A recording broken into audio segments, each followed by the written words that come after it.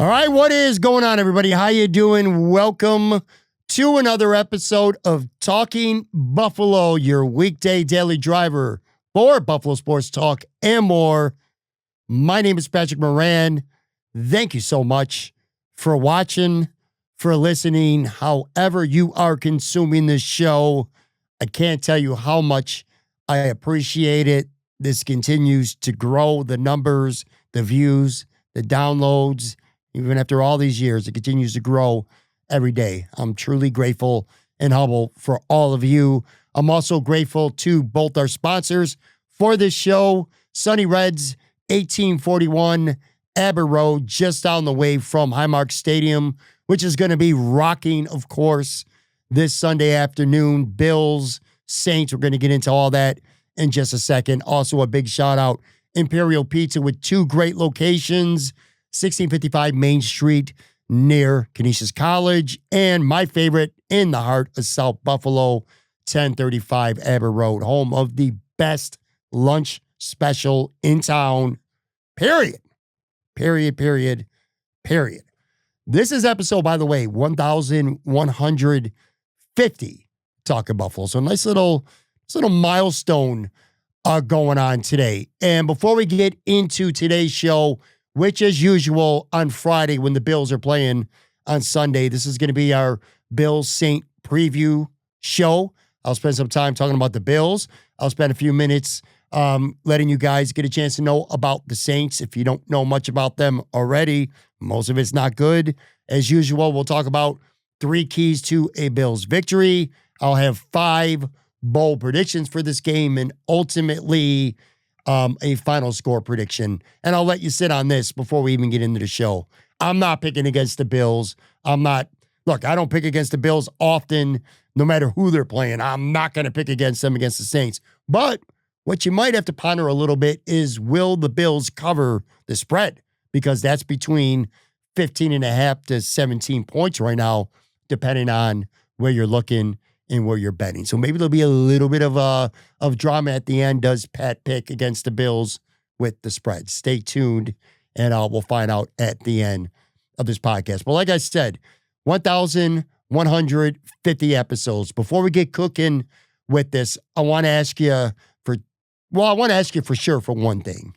If you feel so much obliged on the other, that'd be cool too. But I get it all the time. People say that they like the show. You know, they appreciate that I have a show every day, that I work hard to do it. And those props, by the way, they never go unnoticed. But if you want to support the show, here's what I would love more than anything else. If you're already subscribed on Apple, or following, I should say, on Apple or Spotify, wherever you listen to podcasts, well, your duty's over with. But a lot of you do watch this show on the YouTube side, and I love that. A lot of you like to watch the video. That's your preferred choice to consume the show. That's great. But what I would like very, very much for you to do, in fact, you can do it right now, please. Hit the pause button on YouTube and pull out your phone, pull out your laptop, your iPad, whatever you normally would listen to a podcast on. Type in Talking Buffalo, go to Apple, Spotify, wherever, and just hit the follow button. That's it. Just hit the follow button. I want you guys, even if you watch this video once in a while, or if you watch Talking Buffalo on YouTube every day, I still would like it very much for you to also follow on the audio side. That'd be really, really cool. And then the other thing, and this is not as big of a deal, but if you're interested, and if you're watching the video, you could see I got some Talking Buffalo gear on. I got the red hoodie today. I wear the blue one, the black one a lot on the show. From time to time, not often, but I do get some people saying, where'd you get your gear from? How can I get some? Well, go to talkingbuffalo.buffonwec, and that's with one F. talkingbuffalo.buffonwec.com, and we got a bunch of Talking Buffalo merchandise there. I don't make a penny off any sale. Just want to put that out there as well. I chose, instead of getting a small cut of the sales, to keep the price as low as I can. So hopefully some people would have some TV gear. But again, it's talkingbuffalo.buffonwec.com. I got a link to it in the show notes. Or if you're watching this on YouTube, there's a link as well in the description. Go get you some TB gear. And if you do, hit me up with a screenshot, man. I'll throw it up on the screen and I'll give you a big shout out on the show. So appreciate you guys very much for that. Like I said, getting back to this game now, turning our attention to that. The Bills, 15.5-point favorites for the game. Mitch Morse, by the way, former Buffalo Bills, Mitch Morse is going to be leading the charge. That's pretty cool. He's going to be back in Western New York this weekend, which, by the way, if you want an opportunity to actually, I'll give you a secret here if you don't know this already. If you're a Mitch Morse fan, you want to get an autograph with him, you want to get your photo taken with him, or just meet him, he's going to be at Wingnuts this Saturday at 3 p.m. My guy, Matt Perino, Ryan Talbot, they got a live. I might be there too. I'm going to probably go hang out and watch them guys do their thing. But Matt Perino, Ryan Talbot, a live episode of Shout, and Mitch Morse is going to be the guest. And that's the Wingnuts location, the one on Millersport Highway in Amherst. So stop up there, 3 p.m., or stop up before the show, I should say, and get your chance there. Meet your boy, Mitch Morse. It's going to be a gorgeous weekend, too. So get out, man. If you live in Western New York anyway, get out and enjoy the weekend. Not going to have many more weekends like this left until, bam, next thing you know, it's going to be April or May. Just get out, enjoy stuff, do the thing, man. Do the tailgate. This coming Sunday, 1 p.m. game, this tailgate is going to be beautiful weather. You know, it's going to be November 16th. The Bills play Tampa in Buffalo at 1 p.m. on Sunday, November 16th. That's the next 1 p.m. game after this one. Can't count on nice weather then, mid-November. Though, of course, I really don't think most of Bills Mafia really gives a shit about the weather anyway when it comes to tailgating. So the Saints are coming to town. And, you know, funny enough, the New Orleans Saints have won the last 4 times that they've come to Orchard Park. The Saints have not lost in Buffalo against the Bills since 1983. 1983, the year that Jim Kelly got drafted. We didn't report to Buffalo, obviously, right away, but that's the last time that the Bills have beaten the Saints in Western New York. Now, something tells me that's about to change this weekend. Quick fun fact, too. The last time that the Bills beat the Saints in Buffalo, again, October 1983, the Bills won that game 27-21 behind 4 touchdown passes from Joe Ferguson. One went to Jerry Butler, which I haven't confirmed this, but somebody told me this is also the game, if you're old enough to remember, where Jerry Butler blew his knee out, ended up missing a year and a half. But he had a touchdown in this game. I can confirm that. Tony Hunter, former Notre Dame tight end, who actually got drafted in the 83 draft before Jim Kelly. Tony Hunter, a rookie, a promising first-round rookie at the time. He got a touchdown pass, and 2 touchdown catches went to the wide receiver dynamo that is named Michael Mosley. Now, Michael Mosley had 1 other touchdown catch for the rest of his career. He was out of the league by the end of 1984. And I'm going to be honest with you, man. I kind of take some pride in remembering old Buffalo Bills, random Buffalo Bills from the 90s and even the 80s.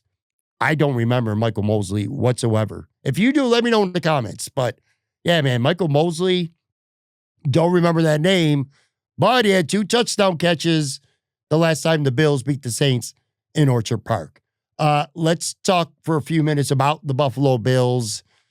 I feel like, well, let's start with the defense. They've been extremely mid on defense through 3 weeks. You know, it's a boring term to use, a lazy term maybe, but I'm going to use it anyway. They've been mid through 3 weeks. They dominated the Jets in week 2. They held Justin Fields to like 27 passing yards. The Jets went 0 for 11 on 3rd down. So it was a dominating defensive effort on the road in New Jersey against the Jets. But that was sandwiched in between an absolutely awful effort against the Ravens in week 1 and what I would call a mediocre effort. And we've talked about it ad nauseum, so I'm not going to relive the game. But I thought it was a pretty mediocre showing against Miami. And the tape showed that Tua just made a lot of mistakes. There were a lot of opportunities on film. You could see it very glaring where he missed receivers, he missed reads, he got rid of the ball too quick. He never looked, in certain directions at certain times of drives where, if he would have tested the Bills defense, he could have had more success. But anyway, my whole point is they were awesome against the Jets, not really that good at all against the Ravens or Miami. Now, they got key turnovers to make up for it, of course, but all in all, not great defensive efforts. Right now, the Bills defense, ninth best in the league in passing yards allowed per game, second best against the pass. I'm sorry, ninth best in yards overall, second best actually in the entire league against the pass. But that's in part because they got run over like crazy by Baltimore in week 1.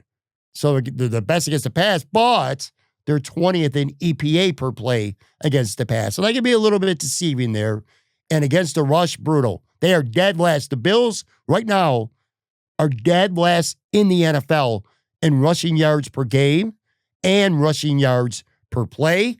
They're 21st overall in yards per play, and they're about middle of the pack, 14th in pressure rate and 19th with just 6 sacks. Now, one thing I've complained about throughout this week is the Bills' lack of pressure in a pass rush. And a couple critics have said, well, you know what? You're only looking at the scope of the Bills. How about the rest of the league? Well, I just told you. They're middle to bottom half of the middle where it comes to pressure and the sacks. They only got 6 this year. Not good enough. And they're 14th to pressure, which is middle of the pack. So not good there either. No one on this team 3 games in right now, and it is only 3 games. I get that. So I'm not going to get too worked up. But no one on this team has more than 1 sack right now so far this season. Though you could argue that Joey Bosa has made a significant impact on this defense despite just 1 sack. He's been good. He's got 11 quarterback pressures through 3 games, 3 forced fumbles through 3 games. He's got 5 run stops, and he's played a whopping 71.8% of the snaps through the first 3 games for the Buffalo Bills, which is a figure that I think will start to come down considerably and probably starting this week as well. That playing time percentage, by the way, is 8% more than Greg Rousseau. And speaking of Groot, he's gotten off to what we'll generously call a quiet start. 1 sack, 1/2 sack this season, 7 pressures, 5 run stops. I mean, he's been all right. He's done a couple good things here and there. There was one play specifically against Miami where he chased down Tua and forced an incompletion. He doesn't really get credit for anything on the stat sheet. So he's had a couple plays like that, but he's just been all right. That's the best way to describe it. He's been all right, man. You expect much more from a guy who got rewarded a $20 million per year extension, if I'm being honest with you. That's what my take is when it comes to Greg Rousseau. And I think it's starting to become apparent that he is a useful player, good player, occasionally a great player, but he's just simply not consistently a great player. And I really thought, and who knows, maybe he'll have a couple explosive weeks and I'll feel like an idiot for even bringing this up right now on this specific episode. But, I thought with Bosa on the other side, Ed Oliver, who's not been healthy, the young defensive tackles in the middle, that there would be opportunity. And this was going to be the year where Greg Rousseau breaks through and has double-digit sacks. Well, we're 3 games in, and he's got a 1/2 sack. So, again, defense, we can keep going on and on, but we won't today. It's been all right. Mid. Offensively, though, the Bills are a legitimate, and I do mean this, legitimate juggernaut. I usually say the word juggernaut, and I usually say it with sarcasm. Like the Sabres scored 2 goals in a period in their preseason opener on Monday, and I sarcastically called their offense a juggernaut. The Bills' offense is like a legit, for real juggernaut. First in yards, 4th in yards per play, tied for first in touchdowns, 2nd in EPA per play, 5th in passing yards. Even though they blew out the Jets, they're still 5th in passing yards.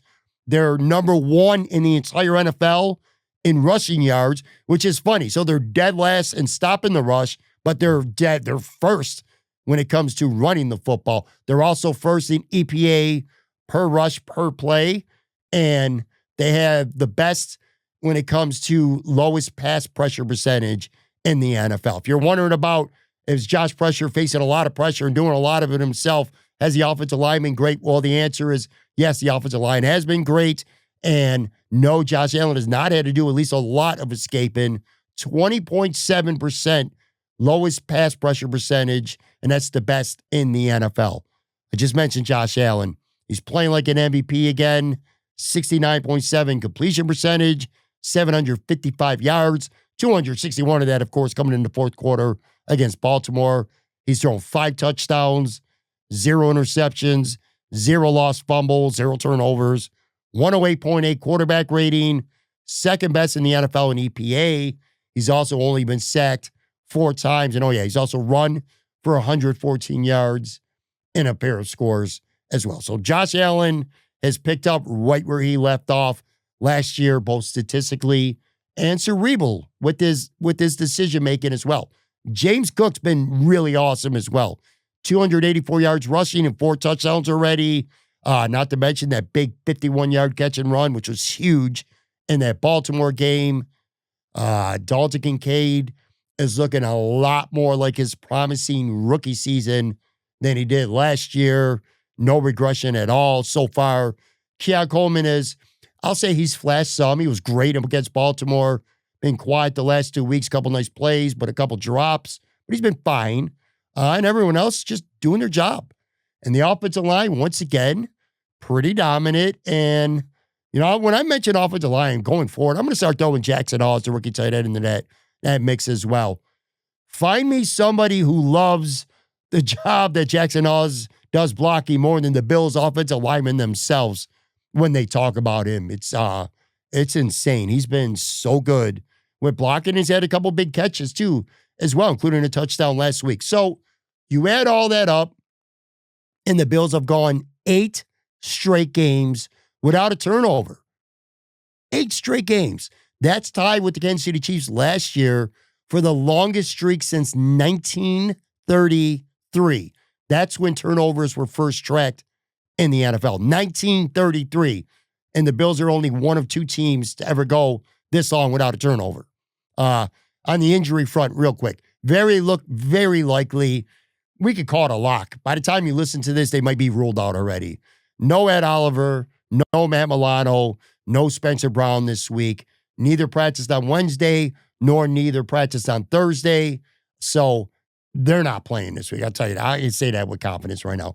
Now, I can't even gauge how close they actually are because it is the Saints. The fact that they're DMPs instead of limited, that's a little bit worrisome still. I did see a video clip of Ed Oliver, John Scott from Channel 2, captured him moving around. I mean, he's moving around some, but he still looks ginger. My first instinct was, well, he's probably still a week or 2 away at least. But anyway, we don't know right now. Now, the following game next week against New England, that's a game that I'm sure Sean McDermott has, a lot of significance with on the schedule. So this week, it's like, we can win against the Saints. You guys could sit. We're going to be fine. New England, you want to put them away. You could, for all intents and purposes, win the AFC East after week 5. So if these guys are good to go, health-wise, they will play against the Patriots, but I do not expect any of that happen this week against the Saints. Let's do this. Take a real quick break, come back. We'll spend a few minutes talking about the Saints, quick keys to a Bills victory, bowl predictions, and a game prediction.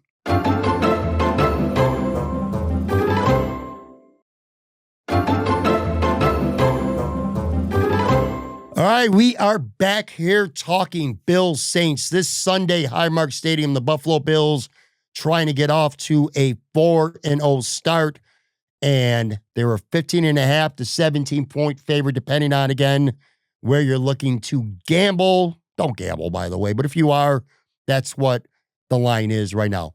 All right, so the New Orleans Saints are marching in the town. The Saints offense, 20th in yards per game, 28th in yards per play, 22nd in EPA per play, 18th in rushing, 20th in quarterback pressure allowed percentage. So not very good on the offensive side. Quarterback Spencer Rattler, he's throwing for 639 yards in 3 games, 4 touchdowns, 1 interception. He's got a minus 9.1 EPA this year, which is 22nd in the NFL.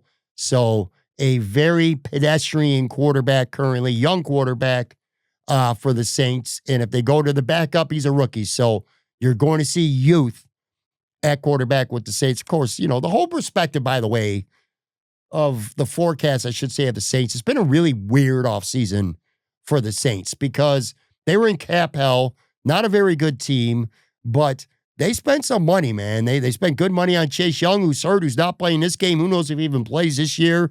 They spent good money on Kansas City safety Justin Reed. They signed Brandon Cooks. So they threw some money around despite being, like I said, in cap trouble.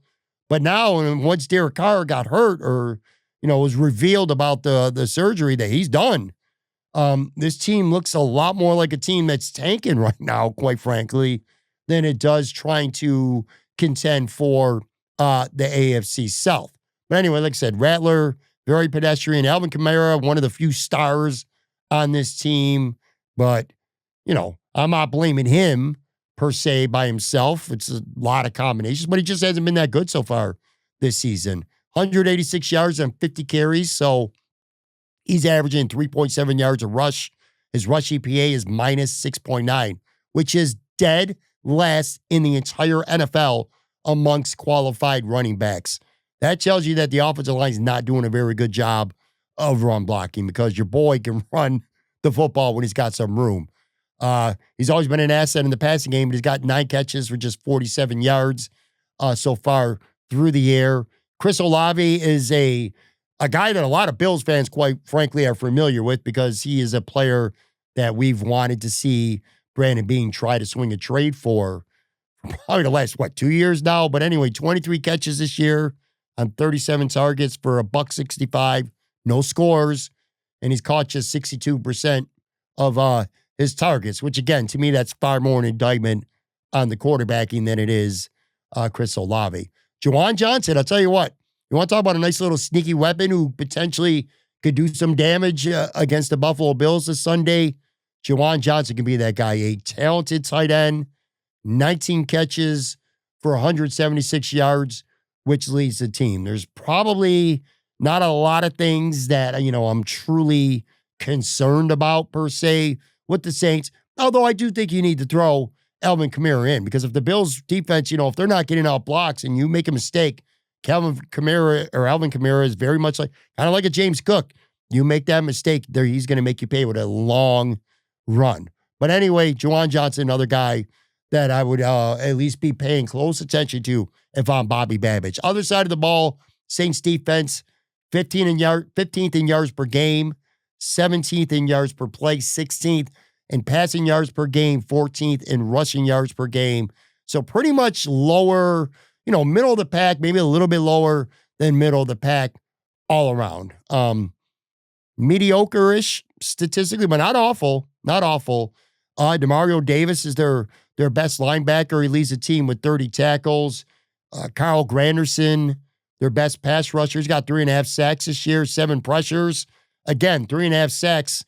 That's 3.5 times or 2.5 times more than anyone else on the Buffalo Bills has because no one on the Bills has more than 1 sack so far this year. So Carl Granderson could be a problem for the Bills when it comes to their line. Brian Breesy has no sacks this year, but he does lead the team with 8 pressures. And I remember him coming out as a prospect a couple years ago, a guy that I thought would be a great fit for the Bills. So, some talent up there in the front 7. Secondary, Kool-Aid McKinstry, cool ass name, love Kool-Aid, great name, but dude has been kind of a disaster in the secondary. 155 yards allowed already receiving. Quarterback's got 147.3 quarterback rating against him, so not good. Alontae Taylor alongside him, not great either. Isaac Adams, a slot, just meh. Jonas Sanker at safety, not going to scare nobody off. Again, Justin Reed is a great safety, but he's toiling away there in New Orleans. And you know what, dude? That's what you get for taking the bag. You left the Kansas City Chiefs to go to the New Orleans Saints. This is what you get, man. Enjoy that money because that defense, even with you, is not good. And Brandon Beane, if you want to swing a trade for Justin Reed, please, please, please feel free to do so. Dude, even the punter, by the way, is pretty bad. Kai Kroger, dead last in the NFL, 34.7 net yards. Kicker Blake Group he's 0 for 2 from beyond 40 yards, if you care about that sort of thing. So there you go. There's your look at the Saints. Again, they're 0-3 in the standings, and they do have some key players, or a couple guys you could urge if you're not careful. Like I said, Juwan Johnson on offense, Alvin Kamara, of course. Carl Granderson could do some damage in the backfield. Justin Reed is a great safety, but beyond that, there's just not a lot to this football team. There's really not. In terms of keys to the victory for the Buffalo Bills, I do this every week, so I got to stick with the same format. It pretty much, I could just say, don't get Josh Allen hurt, don't gag, don't epically gag, and be done. But we'll be a little bit more respectful towards the Saints when it comes to that. So key number one is simple. Just take away their hope early. You are the better team. You know it, and they know it too. So don't let them hang around. Don't give them hope. Take control early and often and control the narrative, again, as you absolutely should. So don't let them hang around. Very obvious cliche key to victory, but it rings very much true in this situation. Number two, another very obvious one. Look, these are all going to be obvious here, but whenever you're the vastly superior team, you can't let turnovers become the point or the factor that evens things out. Turnovers are always the great equalizer when you're on the wrong side of them, even if you are the better football team. You know, the Saints are not going to go up and down the field several times against the Buffalo Bills. At least I sure don't think they're going to. And I also don't think their defense is going to stop the Bills from doing the same. Now, it feels almost silly to talk about the Bills, and being worried about them having multiple turnovers, considering they literally don't have one this season, or going back to their last 8 games. They just don't turn the ball over much anymore, which of course is a good thing. But if you want to give a team like the New Orleans Saints, an opportunity, have 3 turnovers. If New Orleans is +2 or +3 in turnovers, they very well could be in this game at the end. And this is the NFL, folks. And then the last one, don't let Spencer Brown's calf injury, because again, I'd be stunned if he's playing. Even if he could play, I don't think he's going to play. Don't let Spencer Brown's calf injury be a problem. You never know when a starter is missing from an offensive line, especially a really good right tackle. Spencer Brown's one of the better right tackles now in the NFL. He's missing. You never know how that's going to work out. It can lead to a domino effect. Maybe you try to overcompensate to help Ryan Vandermark, or just things just feel out of sync on that day. That's something to worry about. This offensive line has been remarkably healthy over the last couple years. So, and again, assuming Brown doesn't play, this is only going to be the second time that this entire offensive line as a unit has not been out there, all the starters together, since the start of 2023, minus the meaningless preseason finale at Foxborough last year. And ironically, it was Spencer Brown who missed last year's game against the Kansas City Chiefs in Buffalo at Highmark Stadium. And Ryan Vandermark stepped in, and he was fine. I expect history to repeat itself there. So there's that. But again, don't let right tackle become a problem. If Ryan Vandermark has a very bad day, that might influence what the Bills are able to do on the offensive side. In terms of bold predictions, as always, I got 5. They range from really bold to kind of sort of bold. Number 1, Josh Palmer finding the end zone is officially overdue now. We're 3 games in, no touchdowns. That ends. Josh Palmer is going to find the end zone. Josh Palmer is going to score a touchdown for the Buffalo Bills on Sunday. I'm so confident in that I am considering reinstalling the FanDuel app on my cell phone that I deleted well over a year ago, just so I could go throw a couple bucks down on that. By the way, bonus bold prediction, although it's not bold, but it's just a little quick sidebar bonus. The Bills have had a different guy lead the team in receiving the first 3 weeks of the season. Week 1, it was Keon. Week 2, it was Palmer. Week 3, it was Kincaid. Khalil Shakir. So if you want a parlay, Josh Palmer touchdown and Khalil Shakir leading the Bills in receiving yards. There you go. That's one bold prediction there, right there alone. Palmer touchdown, Shakir leading the team. That's a 2-play parlay. Number 2, I mentioned him earlier. This is going to be the game. I think you get a big game for Groot. Greg Rizzo, very quiet this year. 1/2 sack coming into this game. I say Greg Rizzo gets multiple sacks this game, or at very least 1 sack and a turnover cause and maybe a big run stop. But you're going to be talking on Sunday night glowingly about the performance of Greg Rizzo, and hopefully that kickstarts his season. So you got that. Number 3, an interception for Trey White. We're going to get a Trey White interception, and we're going to feel good about him. Trey White has been a polarizing figure early on. Well, he's missed 1 game, so through 2 games with the Bills, because he was a great player for this team. He remains one of the most popular players to come around in many, many years, but it looks like he's struggling a little bit out there, but the numbers don't suggest that. He has not been tested a lot. I think they try to test him. Maybe the Saints have success. Maybe they don't. But Trey White is going to get a pick. So that's 3.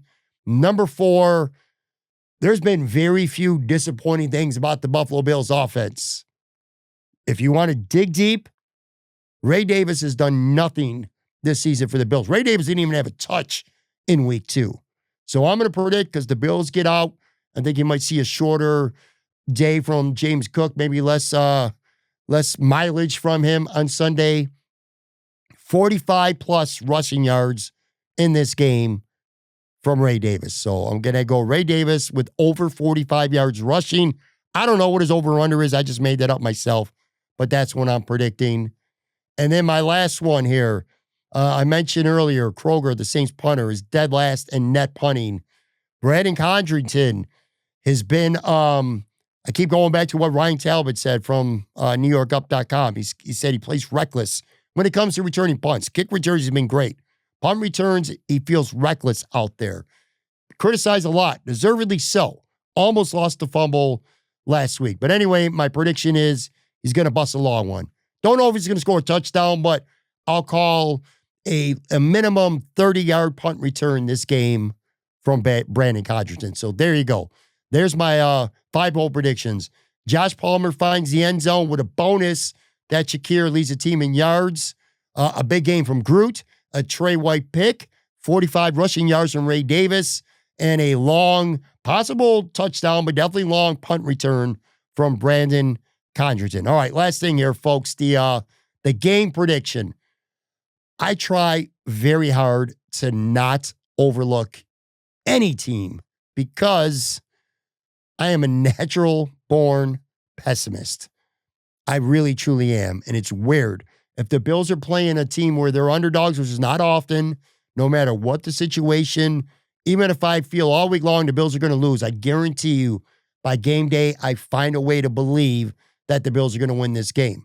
However, when I said being a natural-born pessimist, I don't care who they're playing. Like week 2 against the Jets, they played pretty well against Pittsburgh, the Jets in week 1. So it's kind of, some promise going in there for them. The Bills were clearly the better team. But by the time that ball kicked off, I was very concerned. Very concerned. I was not taking the Jets lightly. I don't like to take teams lightly. This is the NFL. I know they were at home as opposed to the Saints trying to go here on the road. But look no further than last week. Who the hell thought that the Cleveland Browns would beat the Green Bay Packers last week? Also, I'll never forget this, man. Joe Miller had a live podcast of Resurgence a couple years ago, like 3 years ago, I think it might have been. Nate Gary and I were on the panel. It was before the Bills played the Jaguars, and we refused to even discuss the possibility of the Bills losing to the Jaguars. On that given day, Josh Allen, the Bills quarterback, wasn't even the best Josh Allen on the football field, and the Bills lost to the Jags. I think it might have been like 9-6 or some stupid shit like that. Now, granted, again, that was on the road, but the point is things happen. So I try really hard to not overlook any team. It's just the way it is. That said, I just can't come up with a way other than freak plays where the Bills, like I said, have 2, maybe even 3 turnovers where the Saints keep this game within single digits. I don't think it's going to be a pretty game per se for the Bills in terms of success because I don't think Josh Allen's going to throw for 300 yards because I don't think Josh Allen's going to have to throw the ball very much. I don't think James Cook's going to run for 140 yards or even 120 yards because I don't think James Cook's going to be running the ball that much in the second half. I think you're going to see a lot of Elijah Moore and Tyrell Shavers in the second half, and that's not a bad thing. I think you're going to see a lot of Dawson Knox and a lot of Jackson Hawes. You get where I'm going with this, right? It's going to be balanced because I think the Bills are going to have a pretty insurmountable lead, if not in the first half, certainly at some point in the third quarter. So I don't think statistically this is going to be a game where you look like the box scoring like, ooh, holy shit, man. So if you're going only by numbers, you probably don't love this kind of game because Josh Allen's probably not going to help his MVP case if you go by statistics only. But the real question is, will the Bills cover the spread? Again, 15.5, we'll even say 17. We'll say 17 because it doesn't matter. My answer is still yes. I do think the Bills cover the spread. I got Buffalo 41, Saints 20. And I'll say this too, with the Saints getting 20, I think at least 7 of that will come pretty late in the fourth quarter. Like I see the Bills up by 25 to 30 points before maybe the dogs get called off a little bit at the end. So there you go. Bills 41, Saints 20. All right? That's going to do it for the show. Again, before I fly off the air here, I just want to encourage you, go out, have some fun, enjoy this weekend, especially if you're in Western New York, like I said at the beginning. Gorgeous weather. I might tailgate. I might do some content Sunday at a Bills tailgate. And without getting into details, I'll say this. I have not been to a Bills tailgate to party in 15 years, believe it or not. 15 years, maybe even longer than that. So I plan on doing that. Like I said, I'm going to plug my boys' podcast again, Perino, Talbot, 3 p.m. Saturday, Wingnuts, Millersport Highway location. Go check out their show, hang out with other Bills Mafia fans, and meet Mitch Morse because he will be on hand. And then, like I said, last thing, if you watch this video and you're still watching and you haven't done it already, please, please, please make sure that you follow on Apple or Spotify on the audio side as well. Thank you, folks. I will be back Sunday. I think we're doing 9 p.m. Stay tuned. But 9 p.m., Joe from Queens, as always, will join me for some Bills Saints live post-game reactions and much more. Enjoy your weekend. Talk to you folks soon.